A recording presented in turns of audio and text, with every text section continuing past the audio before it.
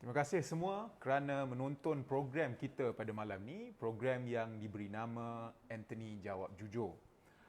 Tuan-tuan dan puan-puan, ini sebenarnya bukan satu program one off, tetapi ianya akan menjadi satu siri di mana Setiausaha Agong Parti Tindakan Demokratik yang baru, saudara Anthony Loke, akan menjawab soalan-soalan panas yang berbangkit mengenai DAP, mengenai Pakatan Harapan ataupun isu-isu yang terbaru di negara kita. Dan saya sebelum ni dah berbincang dengan saudara Anthony dan dia telah janji untuk jawab soalan-soalan yang saya kemukakan ni dengan jujur, dengan terus terang dan tanpa berselindung. Dan soalan-soalan yang saya ajukan untuk malam ini dan selepas ini dalam siri kita ni, kebanyakannya adalah soalan-soalan yang saya dah curate, yang saya dah ambil daripada mungkin rencana-rencana ataupun komen-komen ataupun ciapan-ciapan daripada netizens dan juga pengulas-pengulas politik dan sebagainya. Dan untuk edisi malam ni, kita akan banyak berkisar pada Kongres Kebangsaan DAP yang ke-17 yang baru saja selesai Ahad lepas, yang mana kita lihat dalam kongres tu saudara Anthony, satu pucuk pimpinan baru parti telah dipilih dan dilantik, dan ini termasuklah pemilihan saudara Anthony sendiri sebagai Setiausaha Agong parti yang baru menggantikan saudara Lim Guan Eng. Dan kalau kita imbas kembali, tema kongres tu pun mencetus harapan. Jadi sebab tu kita punya program pada malam ni adalah mencetus harapan, supaya kita boleh semarak semula harapan kita ni untuk Malaysia yang lebih baik yang kita impikan selama ini. Dan saya fikir daripada kongres tersebut banyak sebenarnya persoalan yang berbangkit daripada kongres tentang pucuk pimpinan parti dan sebagainya. Tapi sebelum saya pergi pada kongres dan apa yang berlaku dekat kongres tu, saya nak tanya Anthony dulu benda yang saya kira paling panas sekali lah, iaitu apabila kerajaan itu pada hari ini telah mencadangkan satu usul untuk melanjutkan penguatkuasaan Seksyen 45 Akta SOSMA, dan dalam satu perkembangan yang kita boleh katakan historik, kerajaan tidak berjaya meluluskan usul tersebut dan pembangkang berjaya mengalahkan usul tersebut. Dan ini sebenarnya telah membangkitkan satu persoalan tentang MOU yang sering dibincangkan. Adakah ini bermakna kita ni, Pakatan Harapan pembangkang ni yang telah masuk dalam MOU ni, adakah ini bermakna kita dah melanggar MOU? Adakah ini bermakna lepas ni kita akan ada pilihan raya umum? Sebab kalau kita tengok contohnya Timbalan Menteri Senator Wan Faizal, dia kata pembangkang ni telah membelakangi MOU dan dia secara khusus dia sebut DAP. Kata pembangkang biadab kerana tidak menghormati semangat MOU tu. Jadi Saudara Anthony mungkin boleh ambil peluang ni untuk terangkan sedikit tentang apa yang berlaku pada hari ini dan juga apakah implikasinya dari segi politik negara, dan adakah ini bermaksud Parlimen ni dah terbubar ke? Ya, terima kasih. Terlebih dahulu salam sejahtera kepada semua penonton kat luar dalam DAP sebagai Setiausaha Agong baru. Saya berharap boleh membawa satu pendekatan yang segar, satu pendekatan baru, iaitu saya menawarkan diri untuk dipersoalkan setiap minggu oleh moderator kita melalui forum ini, supaya kita dapat jawab secara jujur kepada penyokong kita, kepada ahli-ahli kita maupun kepada pengkritik-pengkritik kita. Kita jawab persoalan-persoalan yang dibangkitkan setiap minggu ini, supaya ini menjadi satu platform untuk kita berkomunikasi, untuk kita dapat memberikan penerangan kepada orang ramai, supaya lama-kelamaan kita harap lebih ramai orang akan memahami perjuangan DAP dan juga dasar DAP. Okay. Itu pertama.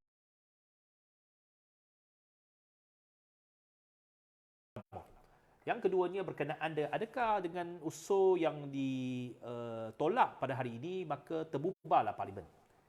Itu satu persoalan yang sangat menarik. Jawapannya tidak. Okay. Secara tepatnya jawapannya tidak.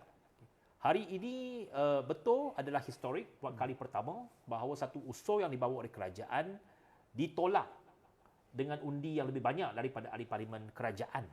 86 berbanding 84. Adakah dengan kita menolak usul ini maka MOU terbatal?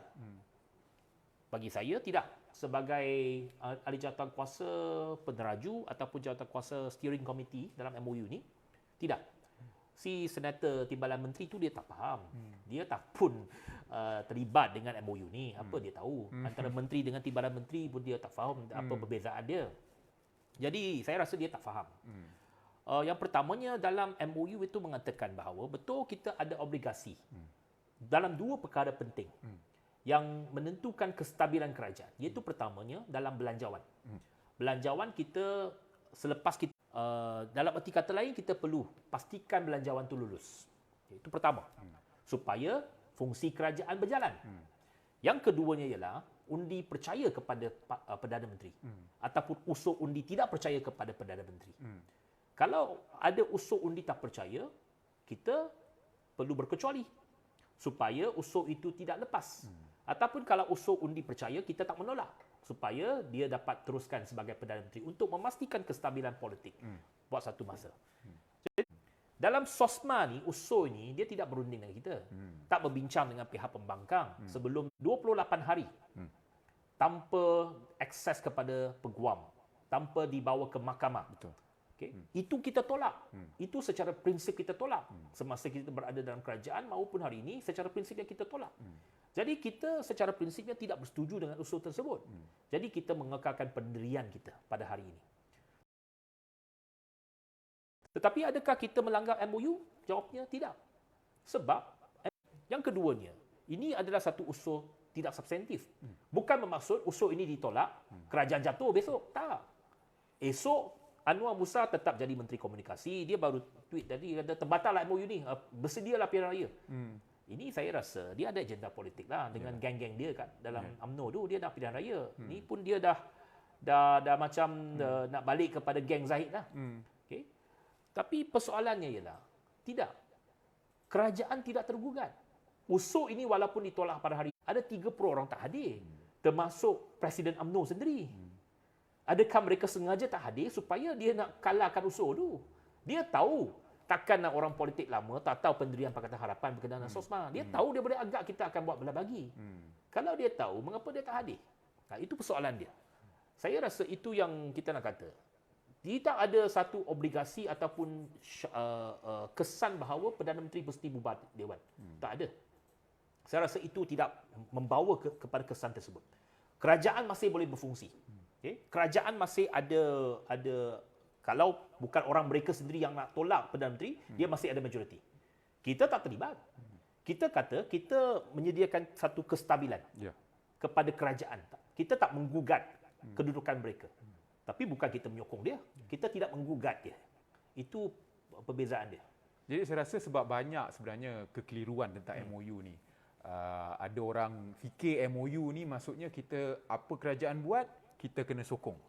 Tapi seperti yang telah dijelaskan oleh Saudara Anthony tadi, kalau perkara itu tidak menyentuh kepada keyakinan ataupun perbekalan, maknanya itu tidak bermakna kita telah melanggar MOU, betul Bagi saya tidak. Saya dah nyatakan tadi secara jelas, bagi saya ini bukannya soal melanggar MOU.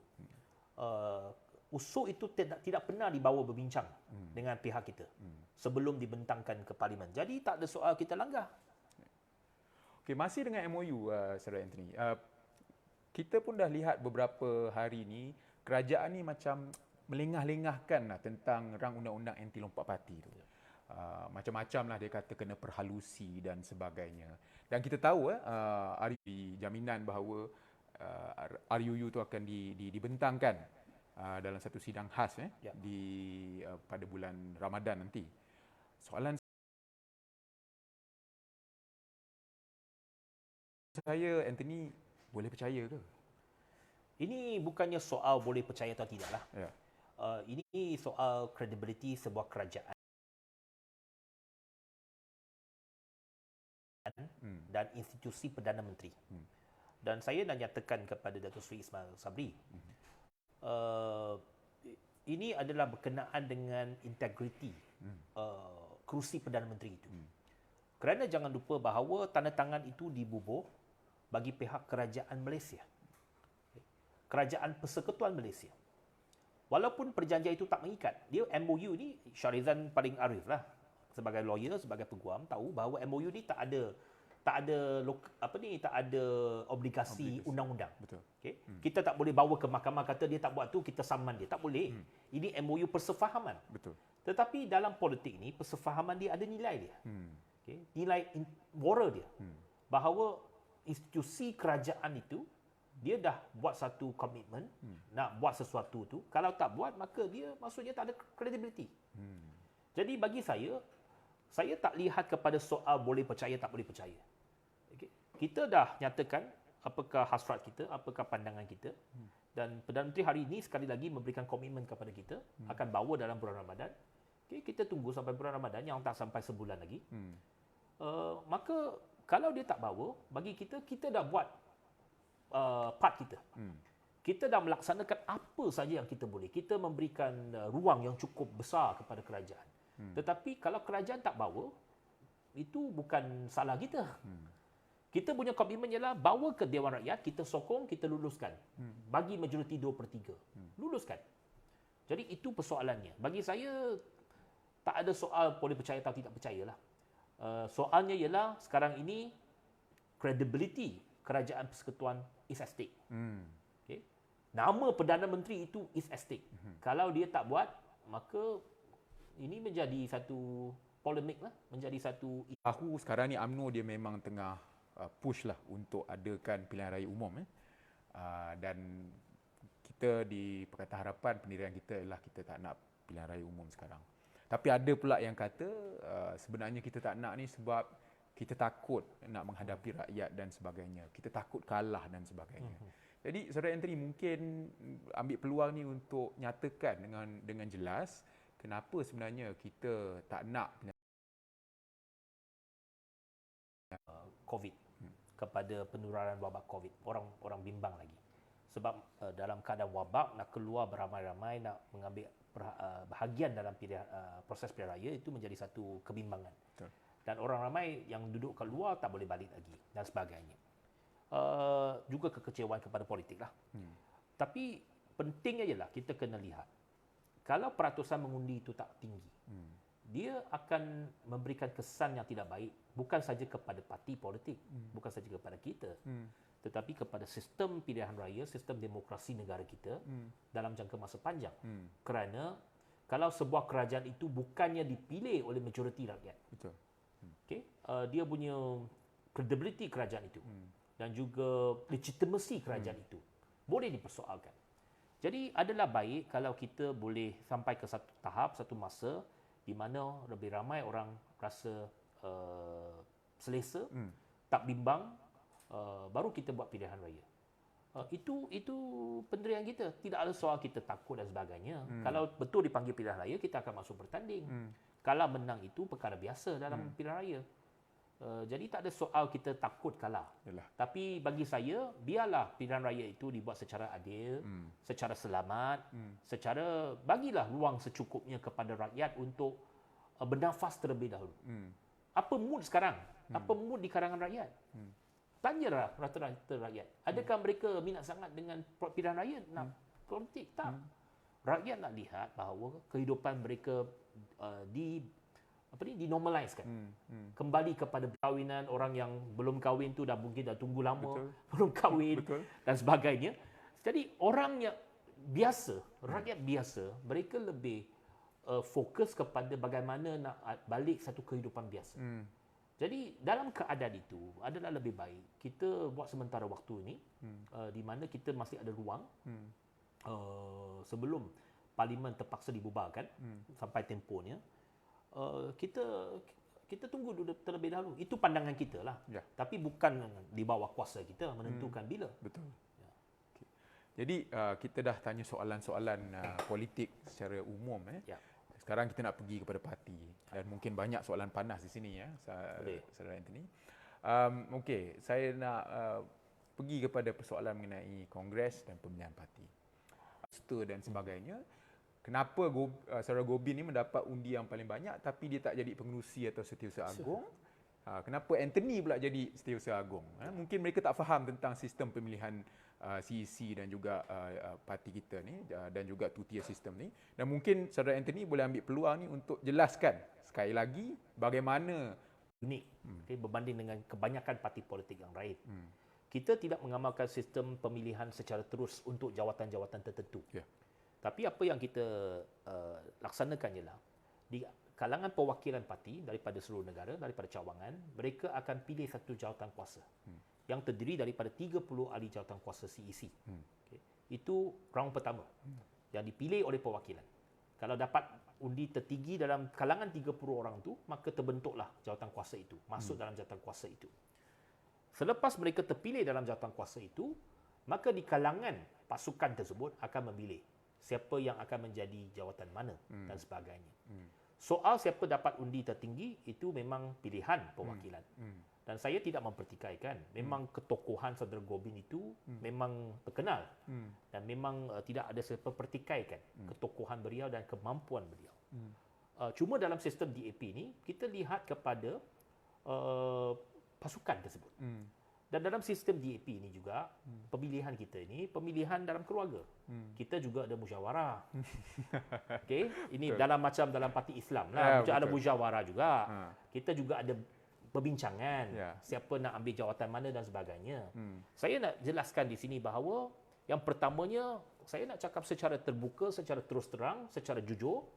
Memang, kalau saudara Gobin Singh, dia sanggup nak mengambil tanggungjawab sebagai setiausaha agung.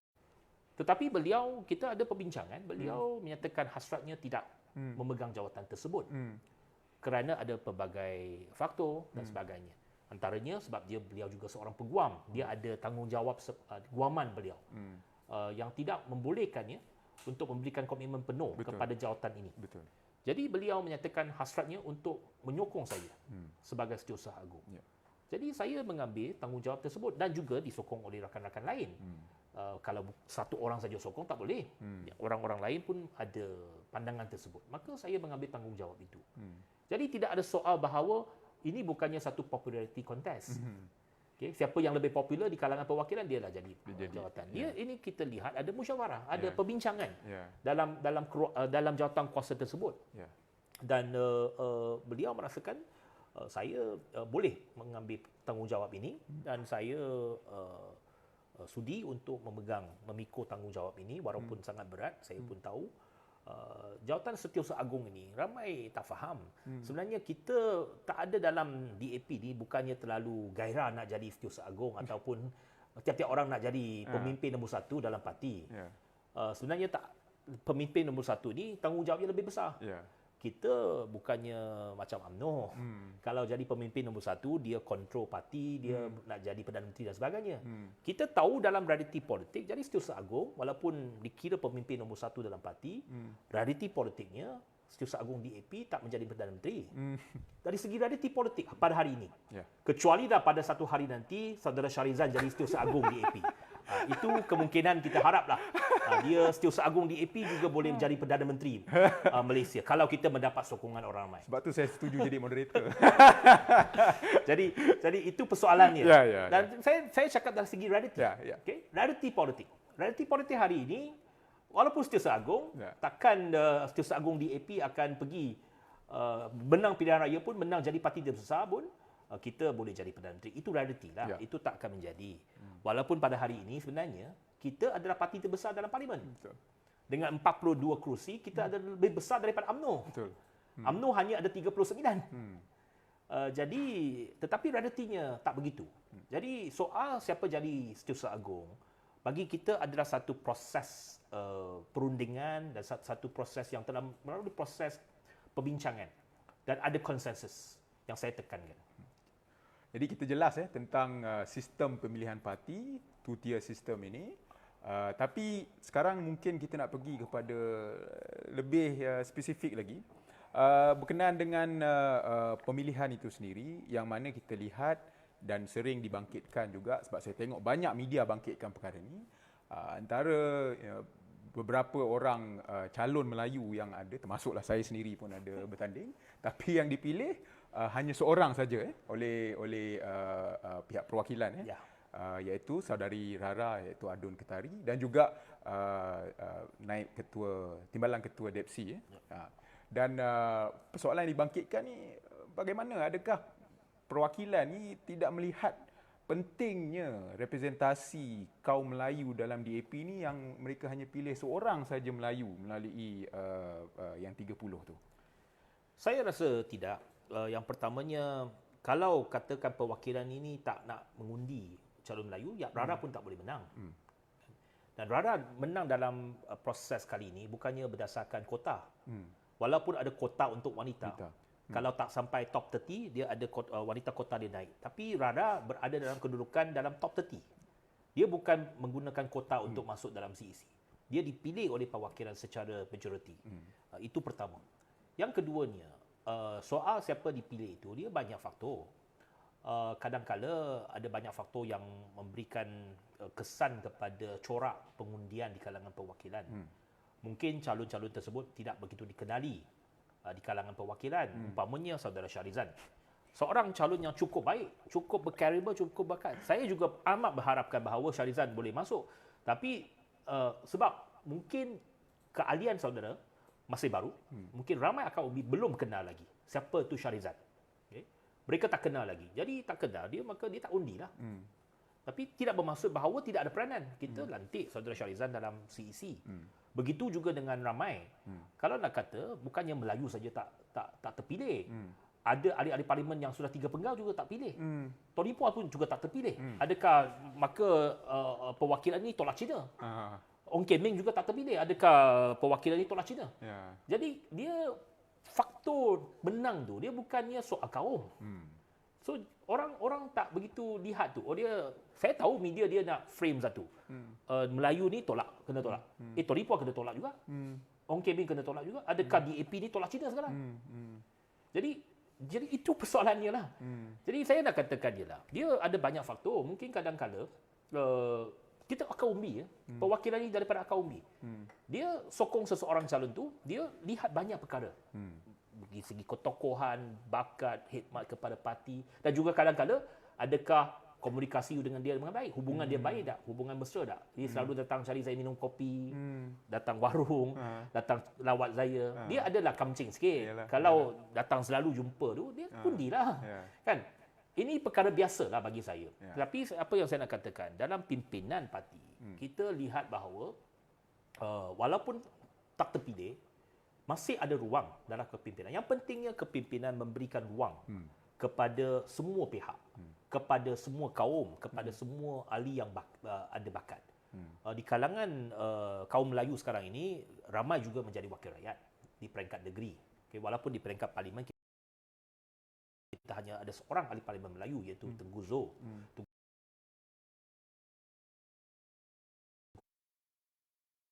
Okay, kita ada di Perak ada, di Pulau Pinang ada, di Selangor ada, di Pahang ada. Jadi ada peluang yang kita berikan kepada ahli-ahli Melayu kita untuk memainkan peranan dalam parti.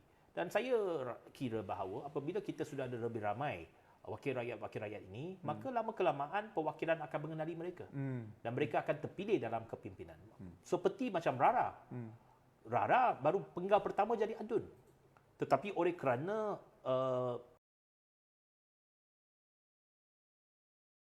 beliau sangat aktif dalam social media, beliau juga sangat aktif dalam kerja-kerja di lapangan, ramai ahli kenal dia lah. Ramai ahli DAP kenal dia, maka beliau dipilih. Okay, jadi tadi saudara Anthony dah sebut macam beberapa tokoh-tokoh yang tidak dipilih macam saudara Tony, saudara Ong Kian Ming, saudara Yobin dan sebagainya. Dan di luar sana dan dalam parti juga, mereka dilihat sebagai nama besar. Mereka memainkan peranan sebelum ni dalam pentadbiran Pakatan Harapan sebagai menteri, timbalan menteri, setiausaha politik dan sebagainya.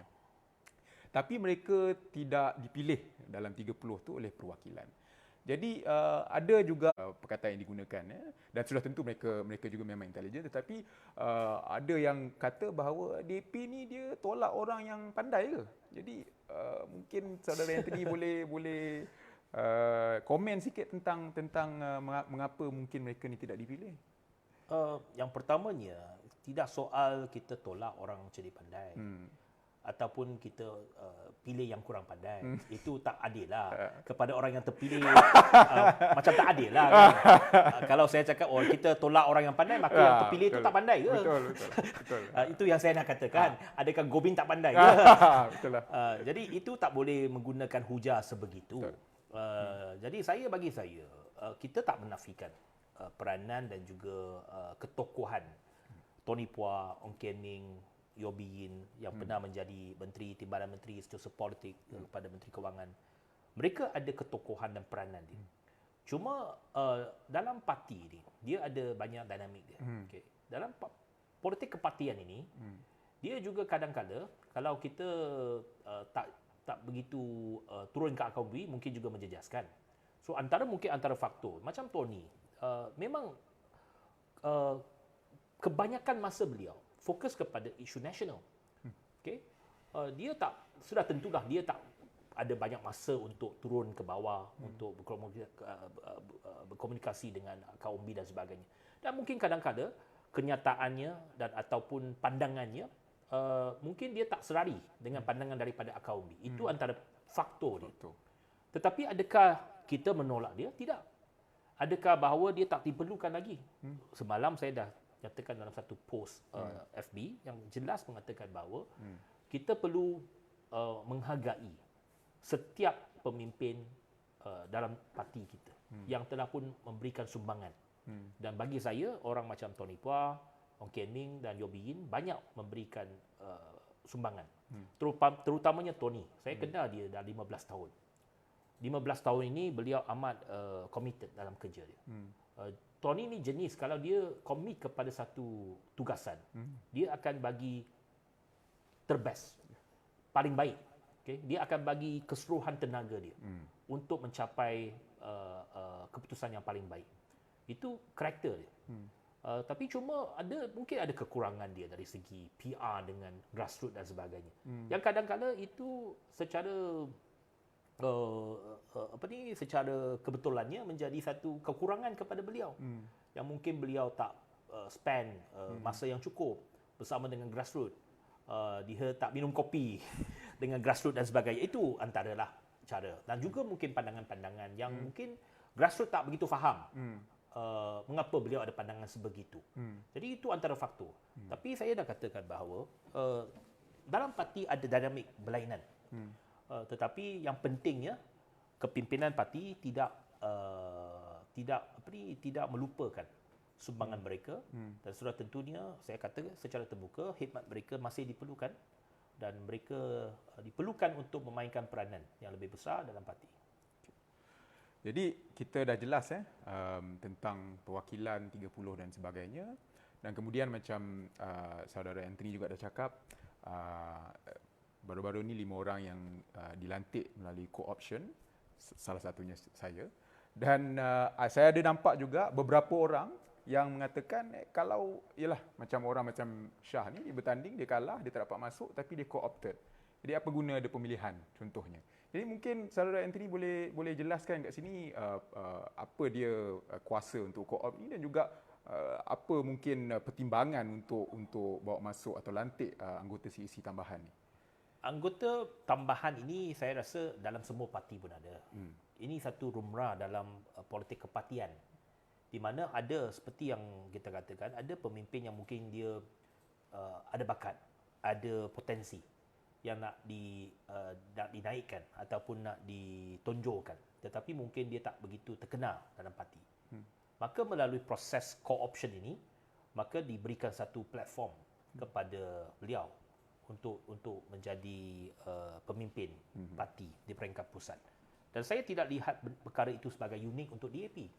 Setiap parti ada. Betul. UMNO ada, Keadilan ada, PAS pun ada. Semua parti ada. Ahli Majlis Tertinggi yang dilantik, itu ada. Jadi apa bezanya dengan DAP? Betul. apa bezanya unik sangat dengan pelantikan dalam DAP. Dan kita kalau lantikan ini dia bukannya majoriti. Dia lantikan 10 saja. Kita yang dipilih itu 30. Jadi yang dilantik itu 10. Jadi itu sistem itu sudah ada dalam perlembagaan parti dan saya tak melihat apa-apa yang tak betul dalam pemilihan tersebut. Okey, mungkin kita pun tak banyak masa, tapi saya nak sentuh satu isu yang mungkin dianggap sedikit sensitif. Pada hari ini atau semalam, seorang pemimpin daripada Johor telah mencadangkan supaya saudara Lim Guan Eng, pengurusi sekarang, letak jawatan sebagai pengurusi sebab kesnya sedang berlangsung. Dan saya sendiri merasakan sudah tentu ini satu benda yang tidak adil, sebab kita tahu pendakwaan itu adalah pendakwaan politik dan kita juga percaya sebenarnya saudara pengurusi tidak bersalah. Tapi saya nak minta Anthony gunakan peluang ini untuk nyatakan secara tuntas, secara jelas pendirian parti mengenai perkara ini supaya lepas ni jangan ada lagi apa-apa yang dibangkitkan tentang isu ini. Yang pertamanya itu pandangan peribadilah saudara Dr. Bu Cheng Hao. Yang saya pun dah kenal lama dan memang saya tahu bahawa beliau selalunya ada pandangan beliau sendiri. Itu kita hormat, tak ada masalah di pandangan beliau. Tetapi dalam soal saudara Lim Guan Eng menjadi pengurusi, yang pertamanya saudara Lim Guan Eng dipilih oleh perwakilan. Beliau mendapat undi ke-8 tertinggi dalam pemilihan. Jadi dia telah dipilih, telah diberikan mandat oleh perwakilan untuk menganggotai jawatankuasa tertinggi pusat. Itu pertama. Yang keduanya, seperti yang saya katakan, pemilihan beliau adalah melalui jawatankuasa tertinggi pusat. Okay? Mengikut lunas dalam perlembagaan parti. Mengikut sistem dalam perlembagaan parti. Itu dah dilaksanakan. Jadi bagi saya tidak ada soal bahawa itu tak betul, itu tak boleh dan sebagainya. Soal kes beliau. Betul beliau sedang dibicarakan. Tetapi kita selalu kata Charizan sendiri seorang peguam. Prinsip bahawa seseorang itu tidak bersalah sehingga beliau disabitkan bersalah. Jadi itu kena adil kepada yang didakwa tersebut. Jadi kalau dan contoh seperti ini berlaku dalam parti yang lain juga. Jadi bagi kita kita tak ada masalah dalam perkara ini. Untuk meneruskan apa yang telah pun diputuskan, iaitu beliau sebagai pengurusi dan akan memainkan peranan sebagai pengurusi. Jadi tak timbul soal undang-undang. Selagi kita tidak melanggar undang-undang tubuh parti, tak menjadi masalah. Jadi bagi saya itu adalah satu keputusan daripada perwakilan dan keputusan yang telah pun diadakan melalui proses pemilihan parti yang tidak perlu dipersoalkan. Jadi pandangan seorang itu kita tak boleh dijadi sebagai pengukuran. Betul hari ini Dr. Bu kata dia perlu letak jawatan. Mungkin besok ada 10 orang lagi kata Lim Guan Eng kena kekal. Jadi kita nak dengar siapa? Tapi yang pentingnya kita ada proses. Kalau betul Lim Guan Eng ditolak oleh perwakilan, dia tak akan masuk dalam jawatankuasa tertinggi pusat. Dia masuk dalam jawatankuasa tertinggi pusat melalui pemilihan. Jadi itu saya rasa perlu dihormati. Pada masa yang sama, saya menghormati pandangan Dr. Bu, tapi pandangan dia seorang saja. Dia bukannya mewakili semua orang. Jadi itu yang saya nak katakan ialah, saya memimpin parti atas prinsip lunas dalam perlembagaan. Undang-undang tubuh parti kita. Itu yang saya sebagai setiausaha organisasi 10 tahun, saya banyak belajar bab ni. Sebab apabila berurusan dengan AWAS, selalu disebut, ada tak mengikut peruntukan dalam undang-undang tubuh parti. Kalau buat sesuatu lari daripada undang-undang tubuh parti, parti boleh diharamkan. Jadi bagi saya, beliau masih layak dari segi status perundangan dia. Charizan tahu, beliau belum disabitkan bersalah. Hanya di mahkamah session saja masih dibicarakan. Dia bukan macam Najib. Najib dah dijatuhkan hukuman. Okay. Guan Eng belum. Guan Eng tidak dijatuhkan hukuman. Kes dia masih berjalan. Adakah adil bagi dia kalau kita paksa dia letak jawatan? Jadi itu jawapan saya lah. Okey, Saudara Anthony, kita dah sampai ke penghujung, tapi saya nak tanya Saudara Anthony. Baru dipilih menjadi Setiausaha Agung parti, kita pun tahu mengikut perlembagaan Setiausaha Agung mempunyai kuasa eksekutif paling tinggi dalam parti, dan kita pun tahu saudara Anthony akan membawa parti ini dalam PRU yang akan datang.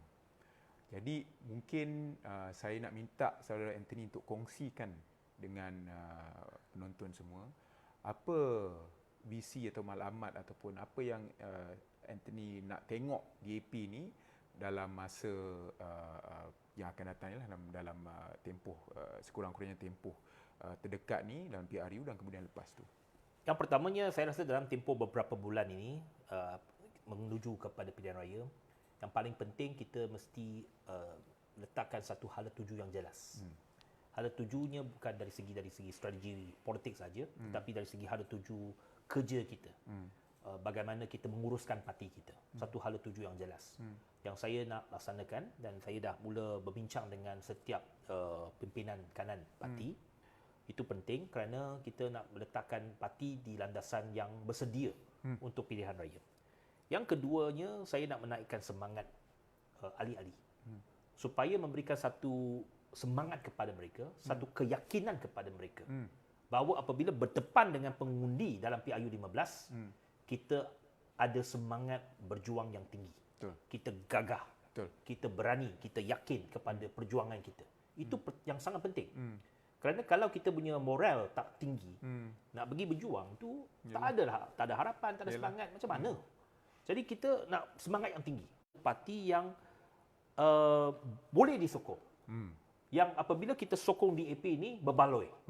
Ini bukannya parti yang tak boleh harap. Yeah. Ini parti yang boleh diharap. Ini parti yang ada nilai, yang baik, yang boleh disokong untuk publicity, untuk melaksanakan program ini secara mingguan, ialah bertujuan tersebut. Supaya apa saja persoalan, lontarkan kepada saya. Dan saya nyatakan kepada Syarizal sebagai moderator, jangan tanya soalan-soalan yang diplomatik sangat. Tanya soalan panas. Panas macam mana pun kita jawab. Tak ada masalah.